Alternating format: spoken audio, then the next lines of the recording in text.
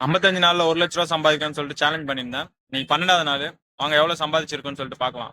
இன்னைக்கும் நம்மளால target achieve பண்ண முடியல. ஏன்னா பைக் ஓட்டிட்டு இருக்கும்போது கண்ணுலாம் சொக்கிச்சு, தூக்கம் வர மாதிரி ஆயிடுச்சு. உடம்பு ரொம்ப டயர்டா இருக்கு, ரெஸ்டே எடுக்காம ஓட்டுறதுனால. அதனால போய் படுத்துட்டேன். ரேபிட்டோல 801 ரூபா ஓட்டியிருக்கோம். போர்ட்டர்ல 158 ரூபா ஓட்டியிருக்கோம். மொத்தமா 959 ரூபா இன்னைக்கு ஓட்டியிருக்கோம். 959 ரூபால இருந்து பெட்ரோல் காசு மட்டும் மைனஸ் பண்ணிக்கலாம் 230 ரூபா. நான் நேற்று சாப்பிடல, சீக்கிரமா போனதுனால. அது மட்டும் மைனஸ் பண்ணா 729 ரூபா நம்ம 12வது நாள் ஓட்டியிருக்கோம். நேற்று வரைக்கும் ஓட்டினது எவ்வளோ இருக்குன்னு பார்த்தா நம்மகிட்ட 15,541 ரூபா இருக்கு. இன்னைக்கு ஓட்டினதை கூட்டினா 16,270 ரூபா ஓட்டியிருக்கோம் 12 நாள் வரைக்கும். நம்ம 12 நாளைக்கு ஓட்ட வேண்டிய அமௌண்ட் எவ்வளோன்னு பார்த்தா 21,840 ரூபா. ஆனால் நம்ம எவ்வளோ ஓட்டி வச்சிருக்கோம்னா 16,270 ரூபா ஓட்டியிருக்கோம்.